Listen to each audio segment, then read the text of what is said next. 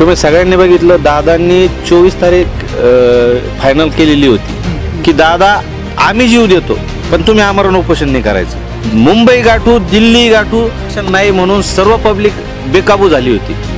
हा एक असे कोरोना बिरोना आहे ना, सगळे गायब होत असते. हे आता हे मराठ्याच्या धास्तीमुळे हे कोरोना हे आलेलं आहे की तुमच्या सभेला हेलिकॉप्टर कोणी मागितलं. स्वतः ठरवलेलं आहे की मी पायी येणार. आता तर फक्त मराठी येणारी हीच धास्ती आहे. पण जर निघालो, तुम्ही त्या दिवशी मी बघितले तुमचे बाईट, तुम्ही त्या सभेला पण होता, म्हणजे त्या मीटिंगला पण होता 17 तारखेच्या. तुम्ही तिथं बऱ्याच बाईट तुमच्या घेतलेल्या आहे तुम्ही त्या आंतरवालीचे. तुम्ही सगळ्यांनी बघितलं, दादांनी 24 तारीख फायनल केलेली होती. म्हणजे 17 तारीखला सगळं डिसिजन सांगणार होते दादा की आपल्याला काय करायचं.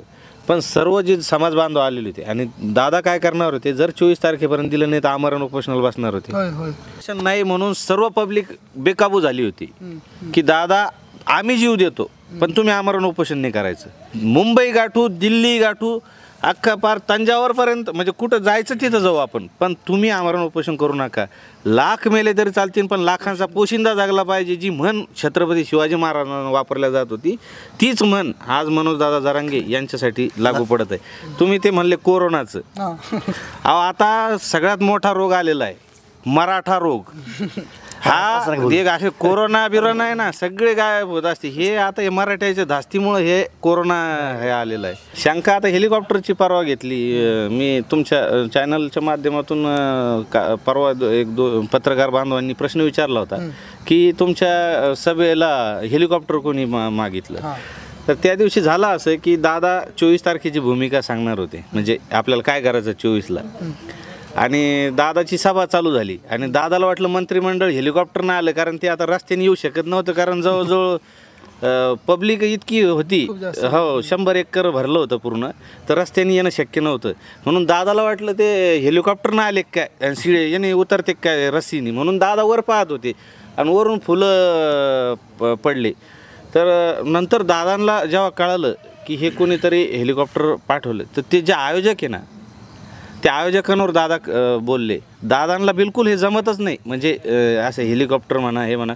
आता दादानी जी भूमिका 20 तारखेला आपल्याला मुंबई काबीज करायची, निघायचं आहे, तर दादांनी स्वतः ठरवलेलं आहे की मी पायी येणार.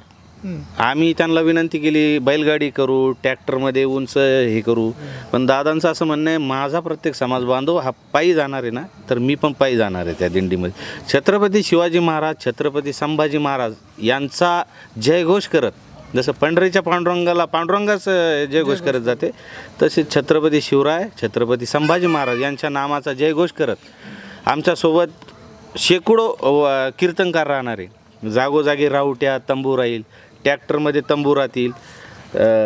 म्हणजे मीठ तिखट काही भेटलं नाही तर, म्हणजे जसं जुन्या काळात भाकरीसोबत नुसते कांदे, जे भेटल ते भेटल. बुक्की बुक्कीनं फोडणार आम्ही कांदे.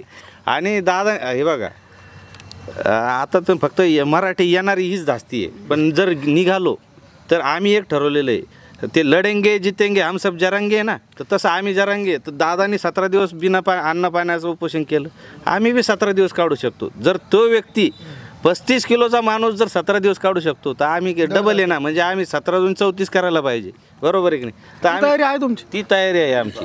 फक्त एवढं विनंती आहे, मी वेळोवेळी सांगतो, परसाकडे जायची भागायची व्यवस्था करा. कारण काय झालं, आंतरवालीच्या सभेत बघितलं तुम्ही 170 एकरमध्ये जवळजवळ 1,47,00,000 समाज बांधव होते. आम्ही सकाळी सर 4:30-5ला सुनील भाऊ आम्ही गेलो परसाकडं. कपाशीचं शेत होतं सर. ते झाडं जे होते ना, त्या प्रत्येक झाडाला टॉर्च चाललं. मला काय वाटलं काहीतरी नवीन सिस्टीम आली की ते सोलारची, म्हणजे ते दिवसभर चार्ज होणार, रात्री ते जवळ पाहत होतं प्रत्येक खोडापाशी एक माणूस. म्हणजे